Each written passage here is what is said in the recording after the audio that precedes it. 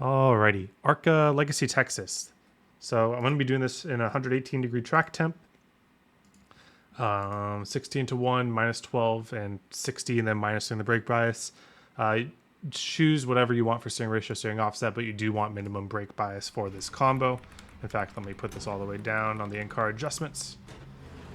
So with the quad oval here, it's going to feel pretty similar to Charlotte. I would say that the differences between this and Charlotte are the corners are a little tighter entry, in my opinion. And then also, they're a little bit wider on exit than Charlotte, just because Charlotte's so narrow. It feels like the groove is just super narrow. I think this is going to be first lap, hot lap. So we're going to run a hard one, and then if we don't get it good there, we'll do another one. The time that I set there was on a slightly cooler track temp, so we'll see how competitive I am compared to that time there. We can almost full throttle this this high line coming to the green flag. Just a little blip out should do the trick. We want to make sure that we're set up really early for this corner so that we have our nose pointed down. We can brake and instantly back on the throttle. We have to hold partial on 1 and 2 compared to 3 and 4 because this exit's a little bit more narrow than 3 and 4. I slid up a little bit more than I wanted to, but it was overall decent. Here we're going to have to use more brake to get to the bottom, so I'm going to roll out earlier, brake to the bottom, and then just floor the throttle early. And I should be able to make this corner exit. Ah, dang it. We'll run one more here. So this one's going to be the easier entry, so we'll send it a little more. But then we're going to have to hold the partial a little bit longer, just to keep it on the bottom for a little longer, because it'll want to slide up. Pretty decent corner. And then here we have the harder entry, so we're going to have to brake for longer. But then we can slam the throttle. And don't hit the wall this time. That's a good lap for the track temp here. So we'll go take a look at that. Alright. We're one taking this. Okay, so a couple things to note here. It's really, I was talking about this with one of my students actually last week. It's really easy to say, okay, I want to use up all the track and get all the way down here. And you definitely do want to do that for qualifying, but make sure that doesn't make you too late for corner entry. So notice how I don't track all the way out to the wall. You could be all the way out to the wall, but the whole point of this is you want to turn in early enough to where you're not trying to force the wheel in the middle of the corner. So what the trap that a lot of people fall into is that they will take this line here in the quad oval and then track all the way out to the wall and then turn in late because of it. Your highest priority should be to turn in at the correct time. And if you want to know what the correct time is, if you're getting down to the bottom easy, that's the correct time. If you're not getting down to the bottom with little effort, that means you're doing it too late. Okay, so notice here I'm rolling off the throttle smoothly in about a couple stages. Basically, I'm rolling from full to half smoothly, and then I dump it from half to 0 because I find that doesn't matter too much. And then a tiny brake tap, and then back on the throttle. Make sure, if you get full on throttle here in 1 and 2, you can very easily wash up and hit the wall. So I like to hold that 70 to 80% until I can see the corner exit. Once I can see that banking start to get flatter, I'm like, okay, I think I've been down here long enough. But what you want to avoid is what I like to call ping-ponging, where you go down to the bottom and you bounce off of it without actually sticking there. See how I stick at the bottom for a decent amount of time? You're wanting to do that not only on your qual run, but long run. That's super duper important. If you are ping-ponging your apex, that is not what you want to do in oval racing. All right, 3 and 4, as I talked about, 1 and 2 has the easier entry, harder exit. This has the harder entry, easier exit. So you're going to see instead of a tiny tap on my brakes, I'm now going for a pretty lengthy drag. But what this does is it sets up the rest of the corner. You can force that throttle early and you're just going to feel tight for the rest of the corner. But if you prolong that drag by a little bit, you can just go full throttle. Like literally just full throttle, not a care in the world. Use your steering wheel. It's hot lap. We don't care. We're going to get off this corner whether the car wants to or not. But as long as you hold that drag until the car sticks to the bottom, now of course you don't want to hold it for too long because then you lose too much speed. That's going to take a little bit of practice. Just find that zone that's comfortable for you and then maybe try to take it on the edge and see if that's something that you can replicate in qualifying sessions. All right. In terms of long run, we'll go over a little bit here.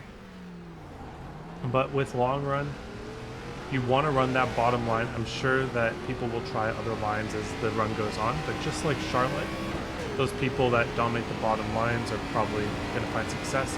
Now, when ARCA went to Charlotte, there was a top line working past halfway. That seems to be very common with the oval refresh. So we'll go over those lines too.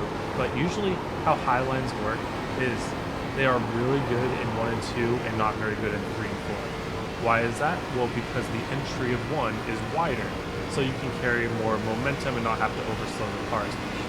But we'll get there in a little bit. First off, I just want to talk about the bottom, because the bottom is going to be my favorite line for at least the beginning part of the race. So you can see I'm not actually giving it much time to my qualifying lap, is because I'm getting my nose pointed early. You don't want to turn in early, you just want to have your car's nose pointed early. And that might translate to like half of a lane or something like that. So you don't want to be like massively down the track by that point. You just don't want to have to force your car to point its nose when it's already starting to turn. You want to get that nose point while you're still on the straightaway, or at least when you're not overtaking. And it should feel like the car is driving effortlessly. If you're working really hard to drive this car, then you're not entering right. Notice there how I had to hold my brake for a little bit longer than I really wanted to because the car wasn't pointed at the bottom.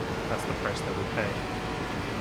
It's a lot harder to get that nose pointed to the bottom 3 because the corner is tight. That's going to be the lesson for today. Really understand where your nose is supposed to be before you even enter the corner. Do it again. I'm going to do a better job of it this time. I'm going to get that nose pointed earlier. See how it's pointed like that? I go down into here, and now it's really easy for me to get back on the throttle. Might be a little bit worse on time, but what it does is my car does so much less work in the corner. That's what's good on tires. We just want that car to do as little work in the corner as possible. So somewhat shallow entry, back on the throttle because turn 1 can be a little bit more aggressive on the throttle as long as you get that brake. Then 3 and 4, you really have to rely on that brake before getting back on the throttle. But when you can get back on the throttle, it should be a lot easier. So I feel like I've drilled that in pretty well. Let's talk about the high line now. I think this might come in around lap 15. Still going to use a little bit of brake here. But the goal is you don't want the car sliding up at all.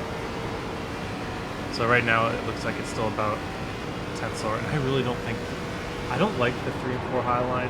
It might be good. We'll see. It's just you have to overslow the car to get it on the line that you want. Oops, that was a mental mistake. The car wasn't tight or anything like that. But with the high line, what you want to do is you want to brake before the corner starts, because you see how my car never even slid up. Then I can run the rest of the corner without really any fear. Because if my car's not sliding up, I don't have to care about the wall there. 3 and 4, you're going to have to let up even earlier. But when you get in there, then you can carry the speed. And sometimes it'll take you a little bit lower like this. That's fine. As long as you're back on the throttle early. You want to get off the throttle early and on the throttle early. Some people like to dive when they're running the high line, and that's just not cool. It's all about staying consistent with never sliding up the track on entry. You want to find that comfort zone to where you are brake tapping and letting off of the gas early enough to where your car just never even considers sliding up in the corner. And some people can take that to the very edge, and that's where the extreme amounts of speed are found. But for the vast majority of you guys, I don't think that's super feasible. Even me, I don't really do that. Especially because I usually only run the top to be defensive. I was trying to push it there, and that's what happened. Actually, I mean, I was feeling fine, and then I did a little tiny correct to the right, which was not advisable. But I think that's going to be worse on your tires. But I think how the ARCA car has been trending on these type of tracks lately is that when you have good enough tires from the first half of the race, you can really use them up in the second half and still be good enough. 94, 95, pretty good even tires. considering I ran the top for a couple laps. So that should show you guys how that bottom line really wears them evenly. But other than that, thank you all for watching. Hope you have a wonderful day, and I hope to see you all on the track.